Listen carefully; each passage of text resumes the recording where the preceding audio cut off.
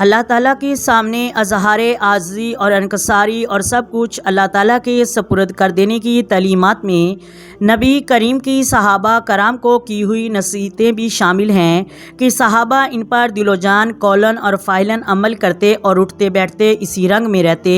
بسم اللہ الرحمن الرحیم۔ السلام علیکم ورحمۃ اللہ وبرکاتہ۔ محترم ناظرین، آج کی اس ویڈیو میں ہم آپ کو ایسے عمل کے بارے میں بتائیں گے جسے آپ نے 9 اور 10 ذی الحج کو کرنا ہے، اور اس کے علاوہ بھی آپ کر سکتے ہیں، کیونکہ 9 اور 10 ذی الحج بہت ہی فضیلت والا دن ہے۔ یہ ذی الحج کا مہینہ چل رہا ہے، اس لیے آپ کو بتانا بہت ضروری ہے کہ اس میں 70 بلائیں دور کر دی جاتی ہیں اور اللہ تبارک و تعالیٰ اپنے بندے کو اپنے قریب کر لیتا ہے۔ تو جو بھی کوئی مشکلات اور پریشانی میں گھرا ہوا ہے، 1 تا 10 ذی الحج تک جن ایام کے بہت زیادہ فضیلتیں ہیں، ان میں اس عمل کو کریں، انشاءاللہ آپ کو بہت جلد فائدہ ہوگا۔ آئیں ویڈیو کا آغاز کرتے ہیں اور ویڈیو کو اینڈ تک لازمی سنیے گا۔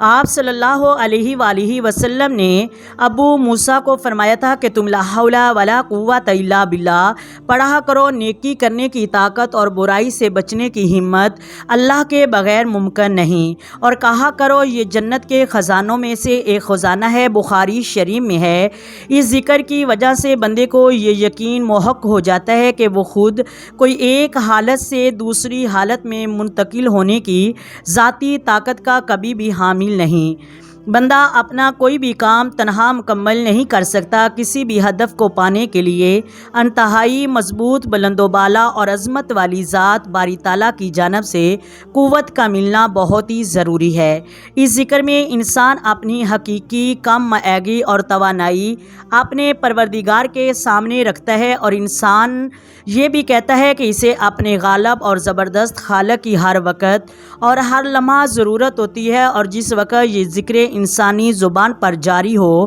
تو عین اسی وقت دل عظیم الشان ذات کی وحدانیت کا اقرار کر رہا ہوتا ہے، اور اسی سے مدد، کامیابی، تنگی سے نکلنے کا رستہ اور خوشحالی طلب کی جاتی ہے۔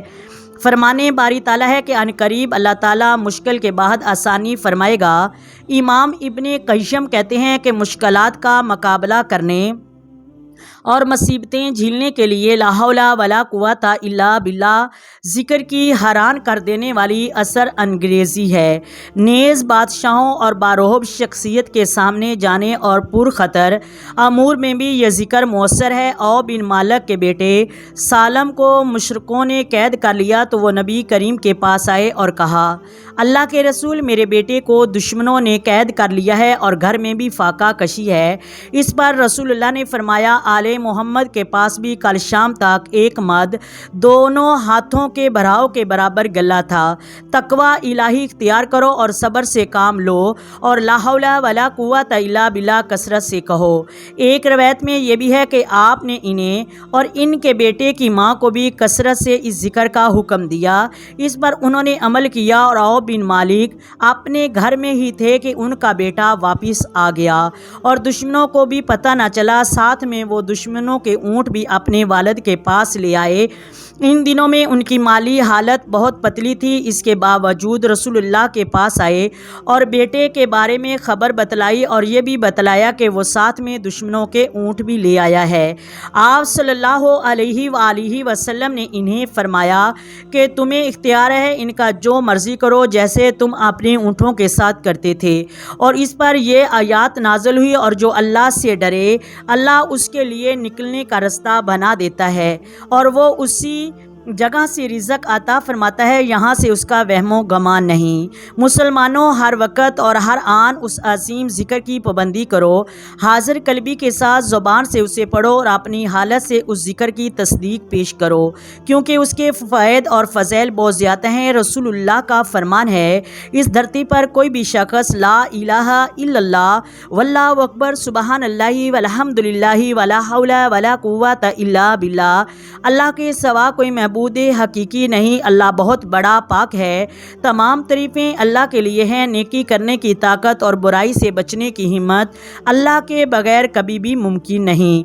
تو اس کے سارے گناہ معاف کر دیے جاتے ہیں، چاہے سمندر کی جھاگ کے برابر ہی کیوں نہ ہوں۔ اسے احمد نے روایت کیا ہے اور ترمذی نے اسے حسن قرار دیا، جبکہ حاکم نے اسے صحیح کہا ہے اور امام ذہبی نے ان کی موافقت کی ہے۔ محترم ناظرین، اس طرح سیدنا عبادہ بن صامت کہتے ہیں کہ رسول اللہ نے فرمایا، جو شخص رات کے وقت بیدار ہوا اور اس نے یہ کہا کہ لا الہ الا اللہ وحدہ لا شریک لہ لہ الملک و لہ الحمد وہو علی کل شیء قدیر، الحمدللہ سبحان اللہ ولا الہ الا اللہ واللہ اکبر ولا حول ولا قوۃ الا باللہ العلی العظیم، اللہ کے سوا کوئی معبود حقیقی نہیں، وہ یکتا تنہا ہے، اس کا کوئی شریک نہیں، ساری بادشاہی اور تعریفیں اس کے لیے اور ہر وہ چیز پر قادر ہے، الحمدللہ سبحان اللہ، اللہ کے سوا کوئی معبود برحق نہیں، اللہ اکبر، نیکی کرنے کی طاقت اور برائی سے بچنے کی ہمت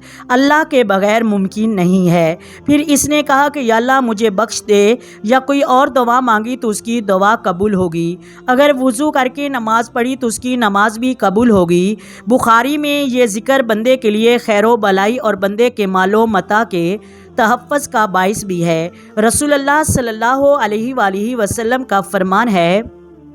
جو شخص گھر سے نکلتے ہوئے بسم اللہ توکلت علی اللہ ولا حول ولا قوت الا باللہ العلی العظیم، اللہ کے نام سے شروع کرتا ہوں اور اللہ پر ہی بھروسہ رکھتا ہوں، نیکی کرنے کی طاقت اور برائی سے بچنے کی ہمت اللہ کے بغیر کبھی بھی ممکن نہیں، تو اسے کہا جاتا ہے تمہارے لیے اللہ کافی ہے، تمہیں محفوظ کر دیا گیا ہے اور تمہاری رہنمائی کر دی گئی، نیز شیطان سے دور ہٹ جاتا ہے۔ اس لیے سب کچھ اللہ کے سپرد کر کے ہر چیز اللہ تعالیٰ کے حوالے کرنا اور اس کے ذکر کا تقاضا ہے، اور یہ کہ بندے کے ہاتھ میں کچھ نہیں، تمام معاملات کی بھاگ دوڑ اللہ تعالیٰ کے ہاتھ میں ہے، تمام مخلوقات کے امور اللہ تعالیٰ کے فیصلوں اور تقدیر کے ساتھ مسلک ہیں، کوئی بھی اس کے حکم پر نظر ثانی نہیں کر سکتا۔ محترم ناظرین، اللہ جب چاہے اپنے بندوں کے فیصلوں کو بدل سکتا ہے،